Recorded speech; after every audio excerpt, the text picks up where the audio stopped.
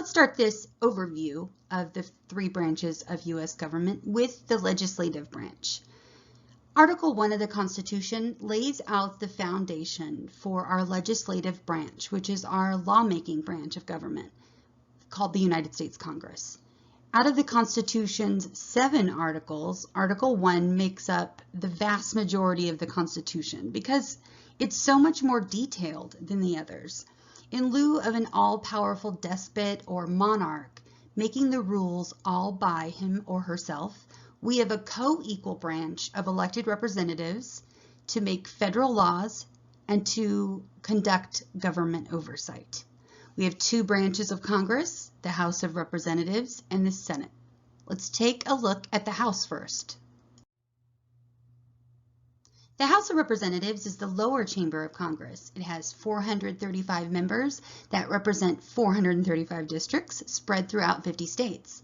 Each state has at least 1 member of the House, and the number of members in each state above 1 is determined by the state's population, but always remains at 435 districts, thanks to the power of some really cool math. If you remember correctly, the larger states' delegates at the Constitutional Convention were the biggest fans of proportional distribution of representation in Congress by population, obviously to their advantage. Just for some visual context, here's a map of all of the congressional districts in the House of Representatives. It's broken down through a complex formula based on the population that's reported by the census every 10 years. The formula determines the amount of House seats that each state gets. If you're curious who decides where to draw these lines within each state, that is done at the state level once every 10 years by state legislatures. Another example of federalism at work, making sure the federal government doesn't have too much power by handing over part of this process to the states to decide for themselves. Yes, this is where occasional partisan gerrymandering can happen. Each governor convenes state committees created to draw the district line, and of course, partisanship is going to come into play here. The Electoral College is based off of this map as well.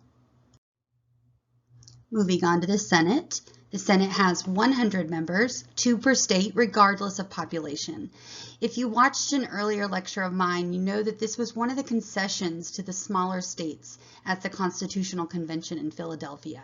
Every state gets 2 senators, no matter how small or large their population may be. So let's compare these lists a little more side by side. The 2 chambers check one another internally, just as the 3 branches do with one another. This is just another added layer of control against corruption of power that James Madison built into our model of government. It takes both sides to pass a bill into law, so they must work with one another and hold one another accountable, just as the 3 branches do. And just as the delegates had to compromise and work together at the Constitutional Convention, remember when the big states couldn't have the Virginia plan because they needed agreement from the smaller states, or they were just going to walk out? Well, then nothing would get done and they would just have to continue living under the Articles of Confederation. So this compromise was very important. This process of give and take, check and balance, was intentionally built into this model by Madison, and we see many more examples of this in other parts of the Republic. Since much of the government that you see today has been reinvented since the founding, it's nice to be clear on which legislative powers actually come from the Constitution itself. We call these enumerated powers. The enumerated powers include imposing taxes, including tariffs on imports, borrowing money, regulating interstate trade and commerce, establishing procedures for naturalizing citizens, making laws and regulating bankruptcies, coin and print currency, regulating its value, establishing standards of weights and measures, the punishment of counterfeiters, establishing post offices and roads, regulating copyrights and patents, establishing the federal court system, punishing illegal acts on the high seas, declaring war, raising and regulating an army and a navy, and to call up and regulate the state militias, to enforce laws, to suppress insurrections, and to repel invasions, and to govern the District of Columbia. All right, let's move on to the executive branch. Article 2 is very short and quite vague when compared to the length and detail of the legislative branch in Article 1. It is precisely because it is so vague that the powers of the president have been so widely contested, especially since the year 2000. When considering all of the powers that the president has today, most of them weren't really written into the Constitution. Instead, they've developed over time. So what does the Constitution say about this branch? Article 2 says that the president is commander-in-chief. The president can sign or veto legislation. They can form a cabinet and ask it for advice, convene or adjourn Congress anytime, grant pardons and reprieves, and receive ambassadors. Every other power has either been granted and sometimes limited by Congress through legislation that becomes law, what we call statutes. This can also be done through the amendment and the oversight process. Another way executive power is either granted or limited is through the Supreme Court's interpretation of the Constitution, which is what we call judicial review. For example, the Supreme Court has expanded executive powers when it comes to matters of national security. We really started seeing these powers stretched to their max during the George W. Bush administration. Since that time, people in the political world have asserted some rather bold claims that the president has sweeping powers that cannot be checked, powers that resemble those of monarchies and more unitary forms of government. These powers are typically asserted in the name of national security, and there are good reasons for some of these powers. However, what we're seeing now is a gigantic shift in the way that these powers are being used that are not consistent with the laws that have been set forth by the branch of government designed to do so, Congress.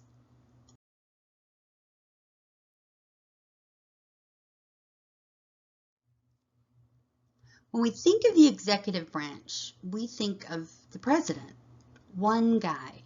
For the legislative branch, we think of all 535 representatives.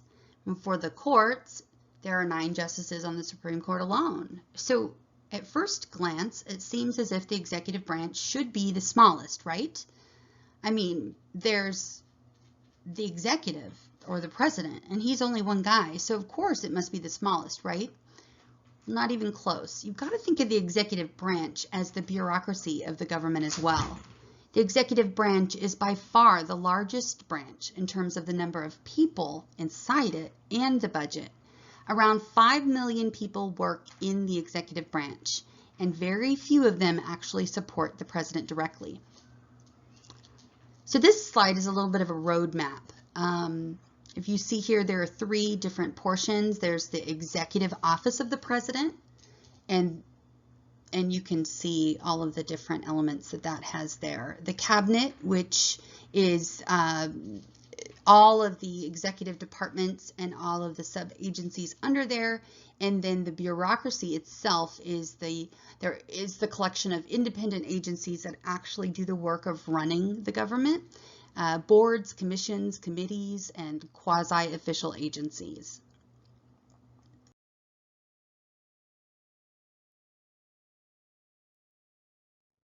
Moving on to the judicial branch, which is laid out in Article 3 of the Constitution. And Article 3 is so short that I could read the whole thing to you right now because it could all fit on one slide, but don't worry, I won't. Article 3 establishes a Supreme Court, which has original jurisdiction in cases involving federal law, the U.S. Constitution, treaties, the United States government as a party, and disputes between states. But the federal court system is more than just the Supreme Court. The United States district courts are the trial courts of the federal court system. In these trials, there's just one judge and a jury. Within limits set by Article 3, the Constitution and the Congress, the district courts have jurisdiction to hear nearly all categories of federal cases, including both civil and criminal matters. There are 94 federal judicial districts, including at least one district in each state, the District of Columbia and Puerto Rico. 3 territories of the United States, the Virgin Islands, Guam, and Northern Mariana Islands, have district courts that hear federal cases, including bankruptcy cases. Next up, we have the Circuit Court. The U.S. Court of Appeals are circuit courts. The 94 U.S. judicial districts are organized into 12 regional circuits, each of which has a United States Court of Appeals. A Court of Appeals hears appeals from the district courts located within its circuit, as well as appeals from decisions of federal administrative agencies. In addition, the Court of Appeals for the Federal Circuit has nationwide jurisdiction to hear appeals in specialized cases, such as those involving patent laws and cases decided by the Court of International Trade and the Court of Federal Claims. The United States Supreme Court consists of the Chief Justice of the United States and 8 associate justices. At its discretion and within certain guidelines established by Congress, the Supreme Court each year hears a limited number of cases that it's asked to decide. It's usually around 300 or so. Those cases can begin in the federal or the state courts, and they usually involve important questions about the Constitution or federal law. We also have several courts of special jurisdiction under the federal courts, like the U.S. Court of Appeals for the Armed Forces, the U.S. Court of Federal Claims, the U.S. Court of International Trade, the U.S. Tax Court, the U.S. Court of Appeals for Veterans Claims, and the Judicial Panel on Multi-District Litigation. Now that we've had a nice refresher of the powers of the 3 branches of government, let's move on to checks and balances. We're going to start with the judicial branch in blue. The judicial branch can declare presidential actions unconstitutional, checking the executive branch. They can check the legislative branch by declaring laws and statutes that the lawmaking branch passes as unconstitutional. These are just 2 examples.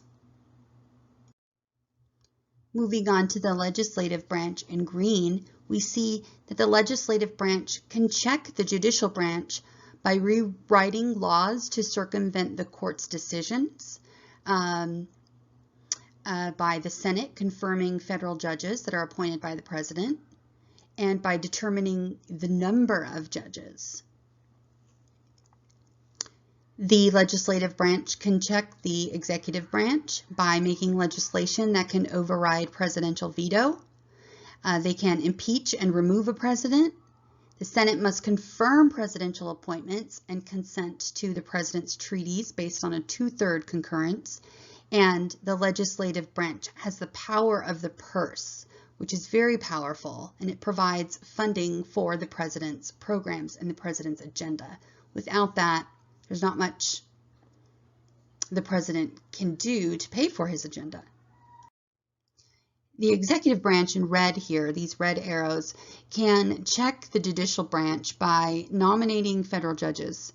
They can also refuse to enforce the court's decisions, and the president can grant pardons to those that have been convicted through the judicial branch.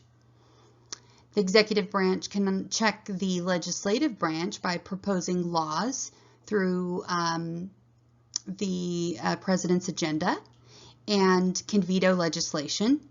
The executive branch can make treaties, executive agreements, and they can issue executive orders, which has become quite popular since 2008. They can refuse to enforce congressional legislation, and the president can call special sessions of Congress.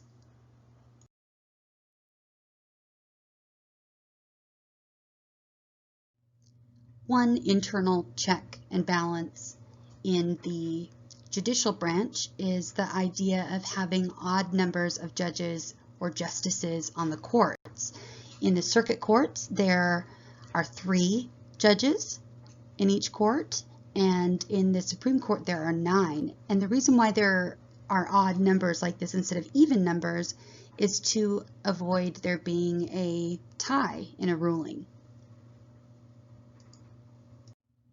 Legal precedent from prior rulings.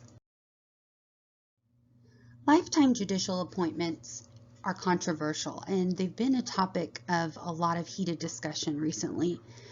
But it's important to understand the reason why lifetime appointments were even brought about, and that is the intention of making sure a justice can do their work without any fear of constituent pressure, because the justices are really not there to serve the constituents. They're there really to serve the Constitution and to perform judicial review. These lifetime appointments help to prevent election pressure. If a justice never has to go before a partisan group of voters to defend the rulings that they have made, then perhaps they will refrain from being partisan where it's important. De facto traditions, norms, and decorum within the courts. The hierarchy of the courts itself serves as an internal check and balance on the judicial branch. The idea that a citizen can appeal a district court decision to the circuit court, and the idea that a circuit court decision can be appealed to the Supreme Court, these are great internal checks and balances. And of course, the political ideology of each individual judge or justice is a great internal check and balance. In the legislative branch, of course, you have the 2 chambers that check one another, but you also have inter-party and intra-party interactions. Within the chamber, the party majorities rule and check the party minorities. And of course, even within the parties, there are different factions. The party platform is there to keep the party's members in check and to make sure that they stay on message. Party ranking and party leadership, and of course the party whips, are there to keep everyone in line. And within each chamber there are committees, and those committee actions also help serve as internal checks and balances. And while they aren't necessarily policy, there are traditions and norms that dictate certain decorum that is expected out of members of the legislative branch. There's a lot of legal and bureaucratic oversight in the form of different policies that keep the executive branch in check. A presidential administration's agenda sets policy goals, and those policy goals attempt to keep the executive branch in check. And things that don't fall in line with the party and the ideology of the president are going to be checked quite quickly. The Electoral College is a huge constitutional check and balance within the executive branch. And there's always the cabinet, the staff, and the president's advisors to kind of steer the ship straight when things get out of hand. As a democracy, some of the greatest checks and balances we have in our country are external, meaning they don't even come from the federal government at all. The greatest of these are the voters. The economy and markets can influence the behavior of government officials. So can state and local party organizations, interest groups, state governments, and even our relationships within the global community.